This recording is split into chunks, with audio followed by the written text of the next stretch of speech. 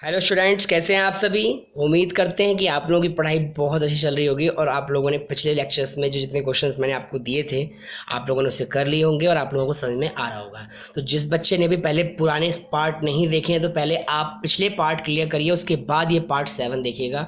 मैंने पहले पिछले लेक्चर में पहले चैप्टर 2 के ही मैंने 6 लेक्चर बना दिए हैं, तो आप पहले उस 6 लेक्चर को कंप्लीट करिए, उसके बाद लेक्चर नंबर 7 देखिएगा, तभी आपको कुछ कॉन्सेप्चुअल चीज़ें क्लियर होंगी।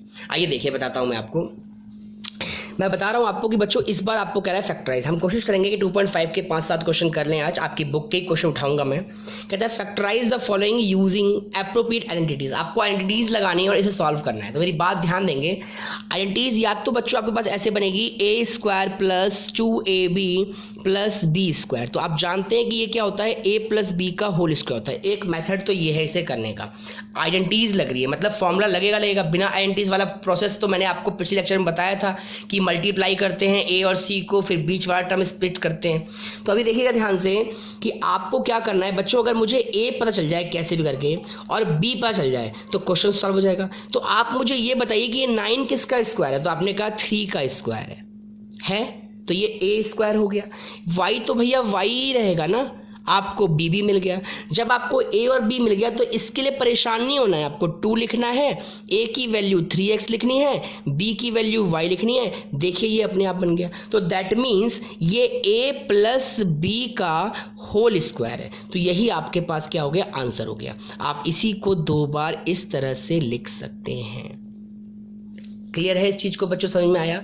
अब देखिए ये क्वेश्चन कैसे करना है। अब ऐसे ये क्वेश्चन है, इस क्वेश्चन में क्या है, साफ पता चल रहा है कि फॉर्मूला लगा हुआ है a² माइनस, देख के पता चल रहा है कि ये 2ab plus b²। That means यहाँ पे क्या रहा होगा, a माइनस b का होल स्क्वायर। तो अगर मुझे a मिल जाए और b मिल जाए तो क्वेश्चन यूँ सॉल्व हो जाएगा। तो ये 4 किसका स्क्वायर है, तो भैया 4 है 2 का स्क्वायर। ठीक है, ये y किसका स्क्वायर है, 1 का स्क्वायर है। अब माइनस का 2, a की वैल्यू क्या रखेंगे आप 2x, b की वैल्यू क्या रखेंगे आप 1 और यहाँ बीच में प्लस है। तो फाइनली आप बोल सकते हैं कि 2x माइनस 1 का होल स्क्वायर है। और जब ये 2x माइनस 1 का होल स्क्वायर है तो आप इसको 2 बार इस तरह से लिख सकते हैं क्योंकि पावर 2 है। क्लियर। तो एक क्वेश्चन आप करिए मेरी तरफ से, ये है 25 का x²। ठीक है बच्चों, प्लस अगर आपको आया है तो आप बनाइएगा बहुत ही अच्छे से। और ये है 16y²। ठीक है, अब यहाँ पे क्या है, यहाँ पे लिखा है मैंने 40xy। अब ये आपको सॉल्व करना है और देखना है इसका आंसर क्या आता है। आप बहुत ही अच्छे से कर सकते हैं। एक और मेरी तरफ से, यहाँ है 121x² माइनस का, ठीक है, माइनस का 44xy प्लस का ठीक है, एक मिनट, 121 हो गया, ये माइनस का 44 और यहाँ पे आप लिखना है 4y²। क्या लिखना है, 4y²। अब इसे आप बहुत ही आसानी से सॉल्व कर सकते हैं। अगर x और y मिल गया तो आप क्वेश्चन को आसानी से आइडेंटिफाई करके क्वेश्चन का आंसर निकाल लेंगे। आई होप आप कर लेंगे। अब एक बहुत ही अच्छा क्वेश्चन है ये वाला क्वेश्चन, देखिए ध्यान से। इसको देखकर आपके दिमाग में एक ही बात याद आती है, a² माइनस b²। मतलब एक बार प्लस रहा होगा और एक बार माइनस रहा होगा। तो अगर मैं कैसे भी करके ये निकाल लूँ कि a की वैल्यू क्या है और b की वैल्यू क्या है, तो क्या कर सकता हूँ, देखिए ये x किसका स्क्वायर रहेगा, ऑब्वियस सी बात है x² रहा होगा। ये y² अपॉन में 100 कैसे रहा होगा, तो जी y अपॉन में 10 का स्क्वायर रहा होगा। मेरी बातें क्लियर हैं। तो ये a है और ये b है, तो एक बार आप प्लस कर दीजिए और एक बार आप माइनस कर दीजिए, that will be your answer. तो इसी प्रकार का एक क्वेश्चन मैं आपको देता हूं, नीचे देखिए। ये करना है आपको 16x² माइनस 36y²। एक तो ये हो गया। सेकंड करना है आपको 100 का x² माइनस 9/4y²। इन दोनों क्वेश्चन को मतलब इनको आपको करना है, ये आपके लिए, ठीक है। अब थोड़ा ध्यान देंगे, ध्यान से। ये क्वेश्चन आपके लिए बहुत खास है बच्चों, बहुत ही इंपॉर्टेंट है। फैक्टराइजेशन समझनी है आपको। इसने आपको आंसर दिया हुआ है, आपको आंसर से क्वेश्चंस में कन्वर्ट करना है।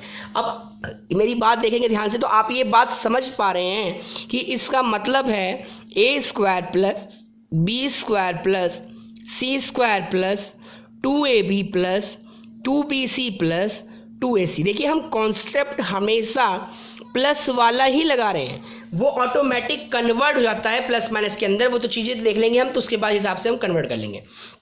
तो अगर मुझे ए बी सी का पता चल जाए तो क्वेश्चन तो अपने आप हो जाएगा। तो आप मुझे ये बताइए कि ये 4 किसका स्क्वायर है, तो आपने कहा 2 का स्क्वायर है, तो भैया ए मिल गया आपको। 9 किसका स्क्वायर है, आपने कहा 3 का, तो बी भी मिल गया आपको। 16 किसका स्क्वायर है, तो 4 का स्क्वायर है, 4 4 या 16 होता है ना, तो स्क्वायर है, तो सी मिल गया। अब आपको ए बी सी तो मिल गया। अब फिर आपने लिखा, देखो पहले आप पुटअप कर दीजिए, 2 ए का मतलब 2x, बी का मतलब 3y, फिर प्लस का 2 बी का मतलब 3y, सी का मतलब 4z, फिर 2 ए सी, ए का मतलब 2x और सी का मतलब है जी 4z। अब इतनी बातें क्लियर हैं, लेकिन फिर भी एक बात दिमाग में खटकती है, क्या कि यहाँ भी माइनस है और यहाँ भी माइनस है। इसका मतलब साफ है कि कोई तो नंबर माइनस का होगा, कोई तो नंबर इसमें माइनस का है। तो आप देखिए यहाँ पर x और y है, क्या है यहाँ पर x और y, लेकिन यहाँ पे क्या है yz और यहाँ भी क्या है xz। तो यहाँ z की वजह से माइनस दिख रहा है और यहाँ भी माइनस दिख रहा है। तो इसका मतलब आप समझ गए कि ये z वाला पोर्शन जो है ये क्या रहेगा, माइनस का रहेगा। तो आप बोल सकते हैं कि a plus b minus c का whole square, that is your answer. आप इसको 2 बार भी लिख सकते हैं और बाकी आपका यही क्या हो गया, फाइनल आंसर हो गया। ये वाला क्वेश्चन मैं कर देता हूं, देखेंगे ध्यान से, समझेंगे अच्छे से कि ये 2x स्क्वायर है। आप कहोगे भैया 2 तो किसी का वर्ग नहीं होता, तो जब नहीं होता तो पता है ना आपको रूट ले लेते हैं, क्योंकि रूट का स्क्वायर करने पर वो चीज़ वही आ जाती है। अब ये y तो y ही रह जाएगा।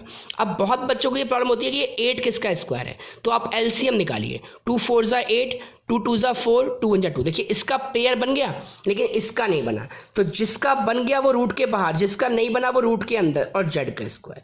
अब इसको आप 2 बार मल्टीप्लाई करेंगे तो 8 ही आएगा। अब a square b square c square plus का 2, a की जगह पर आपने ये लिख दिया और b की जगह पे आपने y लिख दिया, फिर प्लस का 2 b की जगह पे लिख दिया और c की जगह पे आपने ये लिख दिया, फिर प्लस का 2 a की जगह पे √2x और c की जगह पे आपने 2√2z लिख दिया।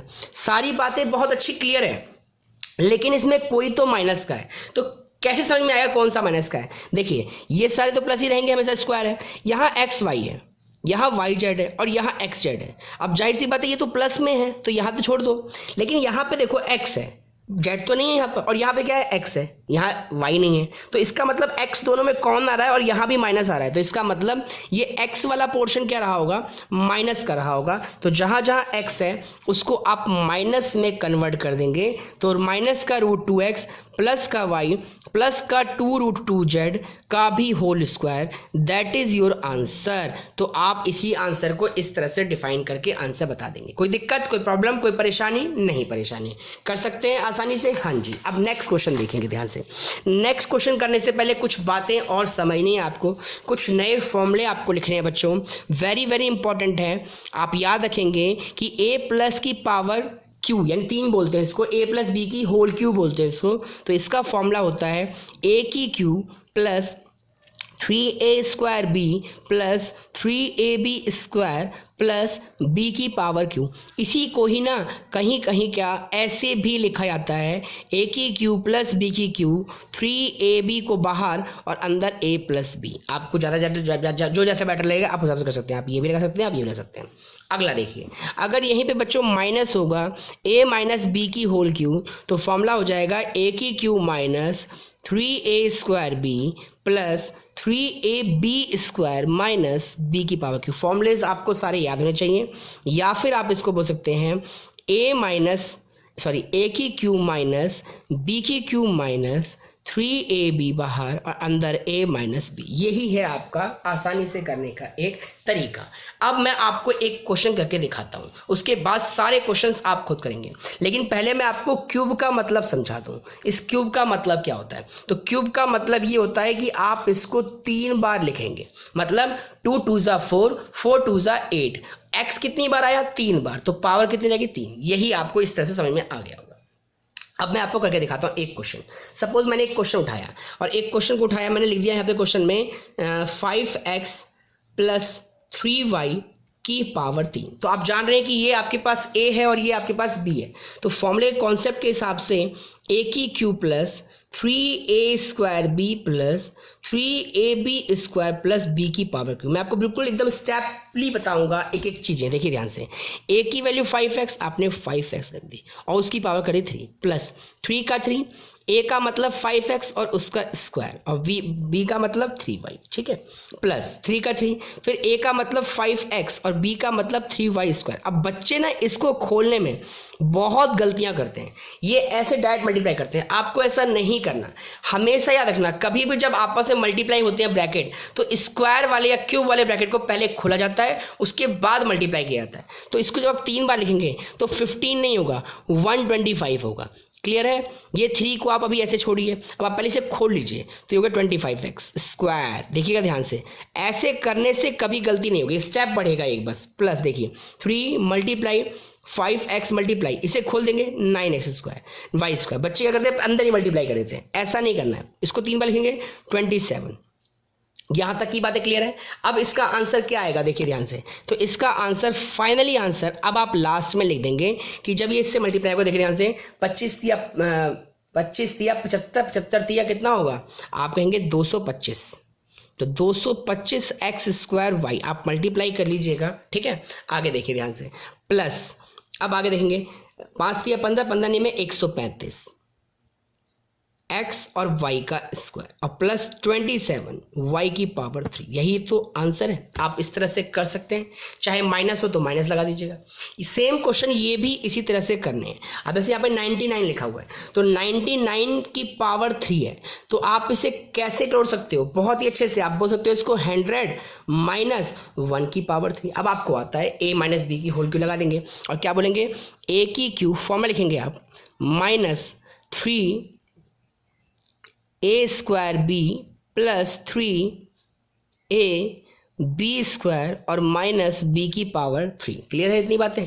तो आप देखेंगे ध्यान से कि जब मैं इस 100 को 3 बार लिखूंगा तो ये 0 जो होंगे तिगुने हो जाएंगे, तिगुने। ऐसे करके देख लेंगे आप, कोई दिक्कत नहीं है। 100 मल्टीप्लाई 100 मल्टीप्लाई 100, देखिए हो गए 3 बार, और माइनस का 3, और जब इसको 2 बार लिखूंगा तो ये दुगने हो जाएंगे, ठीक है। ये 3 ऐसे रहेगा, मल्टीप्लाई में 100 ऐसे रहेगा, ये मल्टीप्लाई में 1 रहेगा, ये -1। इतनी बातें क्लियर है? ठीक है। अब आप देखिए ध्यान से, ये हो गया आपके पास 10 0 0 0 0 0 माइनस, ये कितना हो गया 30,000, ठीक है। ये कितना हो गया 300, और ये -1। तो ये दोनों पॉजिटिव हैं, इनको आप एक साथ ऐड कर देंगे। थोड़ी कैलकुलेशन है बच्चों अच्छी वाली, और ये दोनों माइनस के हैं तो minus minus plus, but answer minus में, ये भी आप जानते हैं। अब आप इसमें से घटा दीजिए, आप देखिए ध्यान से 0 0 0 3 0 0, इसमें से आपको इसको माइनस करना है, तो 1 0 0 0 0 3, ठीक है। अब घटाइए, तो यहाँ आएगा 9, यहाँ आएगा 9, यहाँ आएगा 2, यहाँ आएगा 0, यहाँ आएगा 7, और ये हो गया 9। तो आई होप आप लोगों को, सभी बच्चों को घटाना तो बहुत अच्छे से आता होगा, ये तो बचपन में ही आप लोगों ने सीख रखा है। क्लियर है?